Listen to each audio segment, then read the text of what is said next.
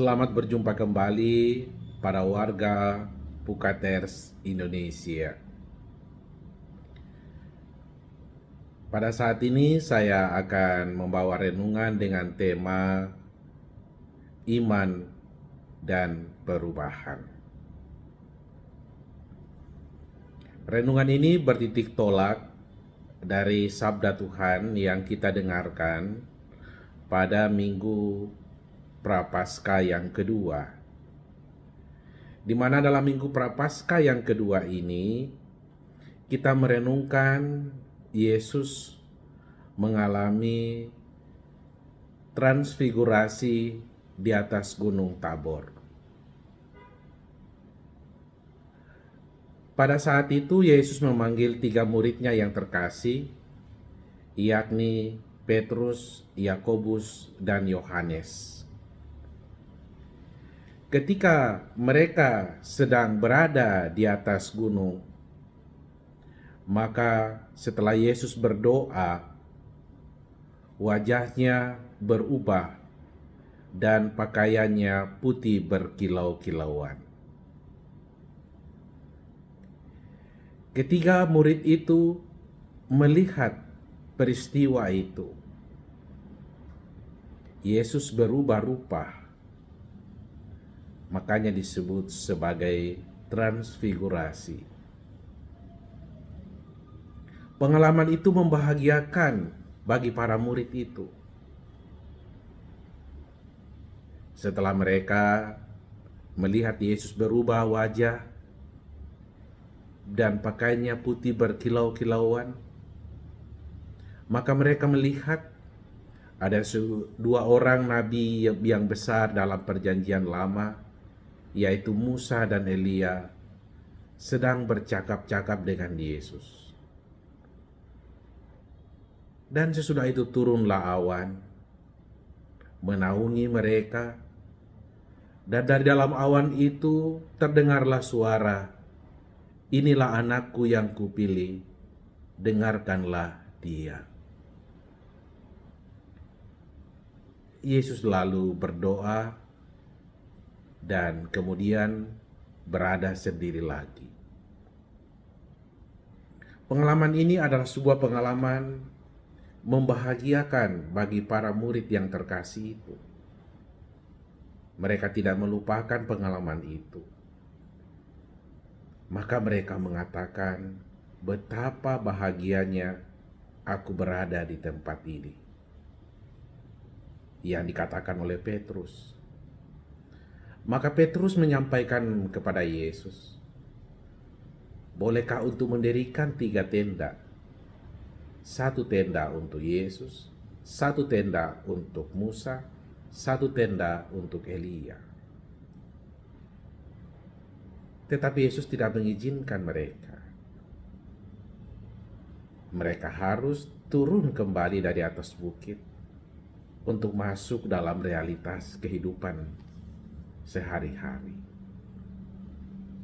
Saudara-saudari yang terkasih, ada makna yang dapat kita renungkan bersama dari Minggu Transfigurasi ini.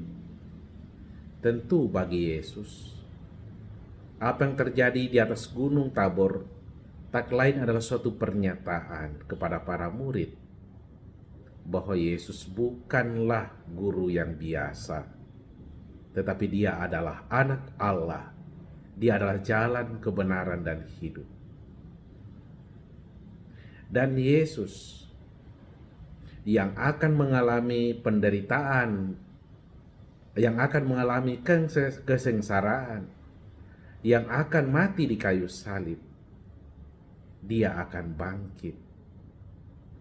Dan oleh kebangkitannya, dia akan menganugerahkan hidup kekal bagi para muridnya dan bagi kita. Hadirnya 2 nabi yang besar dalam perjanjian lama dalam peristiwa itu mau juga menandakan bahwa Yesus adalah penggenapan dari nubuat yang dijanjikan oleh para nabi sebelumnya. Apa yang diajarkan dan dinubuatkan oleh para nabi akan datangnya Mesias itulah Mesias yang dinantikan Yesus Kristus. Jadi, Minggu Transfigurasi atau perubahan yang dilihat secara bersamaan pada waktu yang sama oleh 3 murid yang terkasih mau menyatakan tentang jati diri Yesus itu siapa. Dia adalah Mesias yang akan menderita tetapi akan mengalami kematian. Bapak, Ibu, dan saudara-saudari yang terkasih, pengalaman di atas bukit adalah pengalaman yang membahagiakan bagi para murid. Mereka seakan ingin terus berada dalam peristiwa dan pengalaman itu. Maka kata-kata yang disampaikan oleh para murid, betapa bahagianya berada di tempat ini, membuat mereka ingin terus berada di tempat itu. Tetapi Yesus tidak mau. Yesus mau agar para murid terus melanjutkan karya pelayanan mereka untuk mencari dan menemukan kehendak Allah yang nantinya mereka akan diutus untuk mewartakan Kristus kepada seluruh bangsa. Kita ambil contoh apa yang terjadi dengan Abraham. Dia adalah orang yang sebenarnya ketika dipanggil Tuhan sudah berumur lanjut 75 tahun. Hidupnya sudah mapan. Dia adalah kepala suku dan juga dia mempunyai harta yang cukup banyak.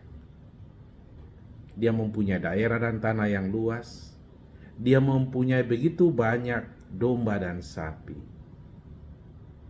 Abraham hidupnya sudah mapan, apalagi usianya sudah tua, 75 tahun. Tetapi Tuhan memanggil Abraham agar dia pergi dari tempatnya itu, dari zona nyamannya itu, untuk pergi ke tempat ke arah barat yang jaraknya ratusan mil atau kilometer, dan dia sendiri tidak tahu kemana atau di mana tepatnya daerah yang dijanjikan oleh Tuhan. Abraham tidak bertanya lagi. Dia percaya kepada panggilan Tuhan dan dia mengikuti Tuhan. Inilah yang dapat kita renungkan dari kisah Abraham.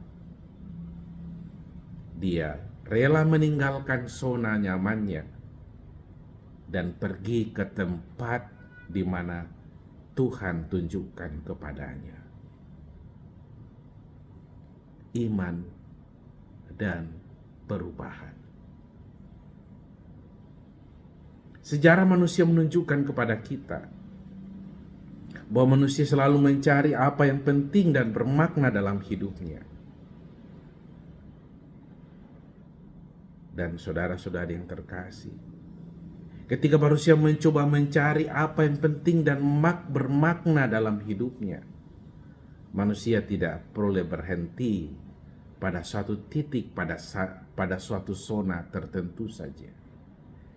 Dia harus terus beranjak untuk mencari sesuatu yang lebih tinggi, lebih bernilai, lebih dalam, bahkan sampai kepada sesuatu yang bersifat permanen dan ilahi. Apa yang terjadi pada para murid? Ketika mereka berada pada suatu titik tertentu di atas Gunung Tabor, mereka mengatakan, betapa bahagianya kami berada di tempat ini. Seakan-akan para murid juga tergoda untuk tinggal pada zona itu. Saudara-saudari yang terkasih, dalam pencarian manusia akan tentang makna kehidupan yang lebih tinggi dan dalam dan permanen itu. Ketika manusia sudah mencapai sesuatu yang dia impikan, misalnya ketika dia ingin suatu jabatan kedudukan tertentu, dan ketika dia sudah memiliki jabatan dan kedudukan tertentu, dia bisa berkata seperti para murid, betapa bahagianya kami berada di tempat ini. Atau ketika orang mempunyai target-target dan pencapaian dalam hidup, dan dia mencapai sesuatu mungkin secara material dia sudah peroleh. Dan ketika dia memperoleh apa yang dia inginkan itu, dia bertanya atau dia mengatakan kepada dirinya, betapa bahagianya aku memiliki barang ini. Betapa bahagianya aku memiliki materi ini. Betapa bahagianya aku memiliki kekayaan ini. Betapa bahagianya aku memiliki kekuasaan ini. Tetapi saudara-saudari, ketika di dalam kehidupan selanjutnya manusia terus beranjak, manusia akhirnya juga menemukan bahwa sudah beberapa saat dia lagi mau mencari lebih dari itu, lebih dari itu. Jadi manusia sebenarnya ketika berusaha untuk mencari sesuatu yang lebih tinggi, lebih dalam, sesuai dengan pertumbuhan dirinya dan kedewasaannya dan kerohaniannya, akan terus mencari sampai pada akhirnya dia mengatakan sebagai umat beriman, hanya di dalam Kristuslah kita mendapatkan kebahagiaan. Hanya di dalam Kristuslah kita mendapatkan kepenuhan. Kristuslah yang mengalami perubahan di atas Gunung Tabor, yang mampu memberikan kebahagiaan sejati bagi diri kita, yang bersifat permanen dan kekal. Maka saudara-saudari, saya mengajak kita untuk senantiasa mencari yang terdalam, mencari yang permanen, mencari yang ilahi, yang akhirnya hanya kita temukan di dalam Kristus sendiri. Maka panggilan hidup kita untuk mengimani Kristus adalah panggilan untuk berubah dari hari ke hari, untuk mencari dan menemukan kehendak Dia. Abraham melakukan perjalanan dari tempatnya ke tanah terjanji dengan melakukan apa yang disebut dengan imigrasi. Yesus di atas Gunung Tabor mengalami transfigurasi, dan itu dilihat oleh para murid. Yesus mengajak para murid untuk tidak tetap tinggal di atas Gunung Tabor, tetapi turun ke bawah, melanjutkan perjuangan hidup, mencari arti hidup, dan menemukan apa makna panggilan mereka di dalam mengikuti Tuhan Yesus. Maka marilah Bapak, Ibu, saudara-saudari dalam Tuhan, marilah kita terus berjalan untuk menemukan kehendak Tuhan di dalam hidup kita. Karena justru dalam perjalanan itulah kita akan sampai kepada kepenuhan yang sejati. Tuhan Yesus memberkati kita.